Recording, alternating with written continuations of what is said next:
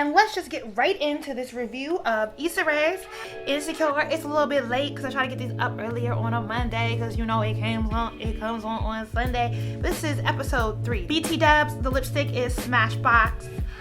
Girl Gang, love it, obsessed. These matte liquid lipsticks are everything. I need a reason for them to send me the whole kit. Like, do I start doing makeup reviews? Can a bitch get a trip to Bora Bora? Like, what is cool here? And then the head wrap is The Rap Life. This episode does a lot with class and class-isms. We start with Rashida, the new intern at Molly's law firm.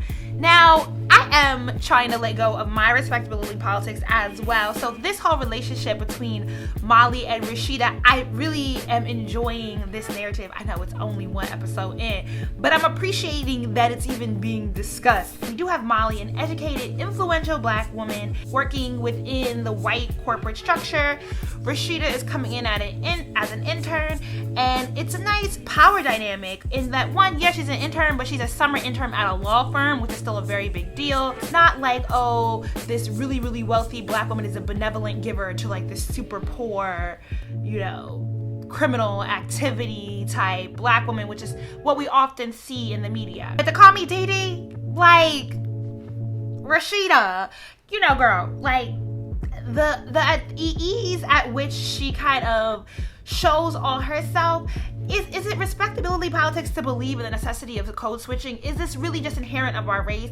Like, do white people have to do this? I feel like the answer is yes, that in the work environment, certain casualties of your personality get left back at home. Like, this is not the backyard barbecue. This is not the baseball game for white people either. Maybe the lines are a bit more blurred for them because they are the majority in this office space, but the call me Dee, and just how loud Rashida is. And you know, I'm a loud person.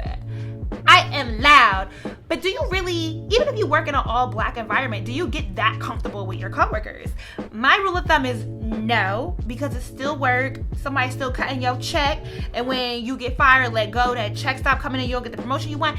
It's just too many things that can go wrong at work where personal feelings get involved in a business relationship and it just doesn't end well. No matter the work environment I'm in, I am very cautious about how comfortable and friendly I get with my coworkers. I really appreciated the way that Molly, one, introduced herself to Rashida because it seemed really genuine. And then when she noticed that Rashida wasn't, what's the right word for this? I guess switch it up in different circumstances. And like the Dee and being like way too colloquial with her coworkers. It's like, girl, I'm not asking you to hide your blackness or hide your identity or, you know, change your name. But it's like simply like, you know, just be considerate of the environment that you are in, because the culture of the office matters so much, and it'll get so many people not hired because they don't fit into the culture of the office. And so when Molly pulls her to the side and tries to politely tell her, you know, you might just want to bring it down a few notches, was Rashida right in her kind of pushback towards Molly? I don't think so. Come on, you really telling me you came in and like, call me Dee, girl, and yeah, and I did XYZ in your interview? Because you clearly just switched it up when you was talking to Molly. So you know how to talk the talk while still being true to yourself. So come on. I didn't hear Vine say that at the taco truck. I just love that they got Al Pastor, because right after this video goes up, I'm done editing it, I'm going to go get me some Al Pastor tacos too, because it's my favorite. But I would eat your food even if you spit in it. I mean, I like that she's fucking her Spanish. Yes, sis, stay smart, but spit.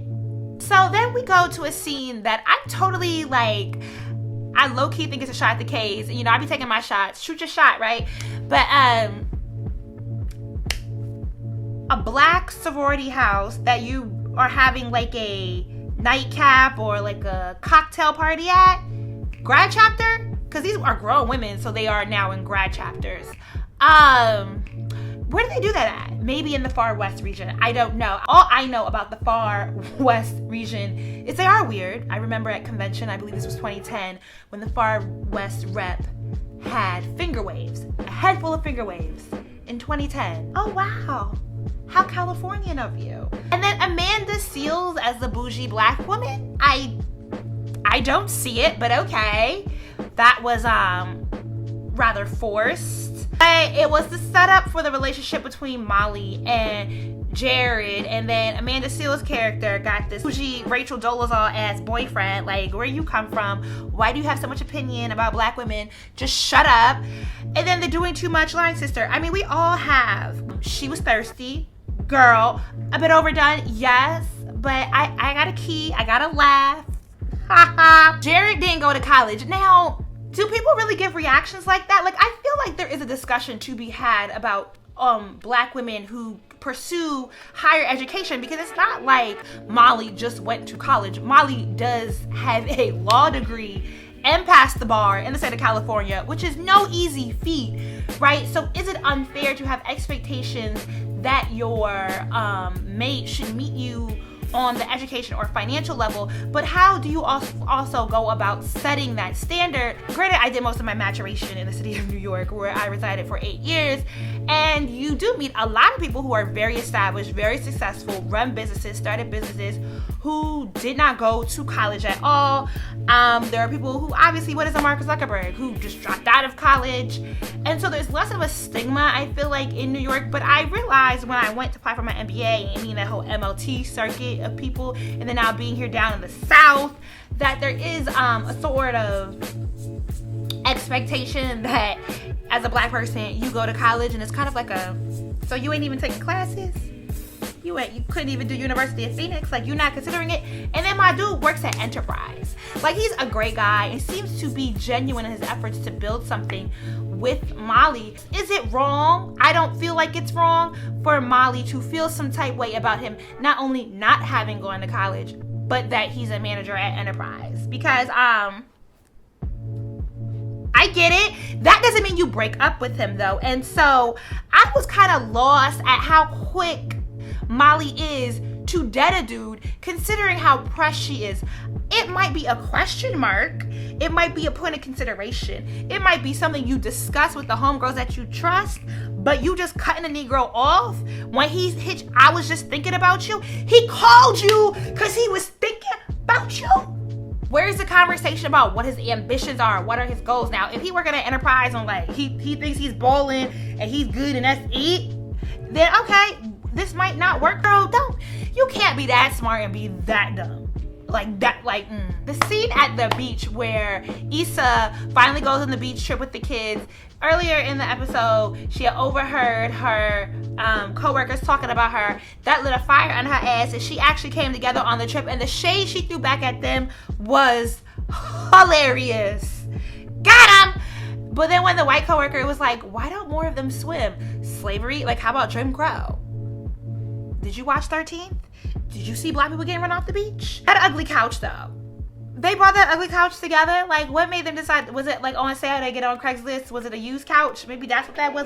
But that entire montage of the relationship, of them having bought the couch together, of going through the motions of being hot and over each other, Issa with the hair, and then how they kind of grew apart, and then coming full circle in that relationship. That was a really beautifully shot. Loved it. I totally forgot last week to talk about the gangsta neighbor, who was everybody's favorite character. Wasn't this a dude on Awkward Black Girl who talked in the hush voice, who you could never hear, was whispering everything, and now he's a blood, so he can't pronounce the letter C in any words. What's up with that bouch?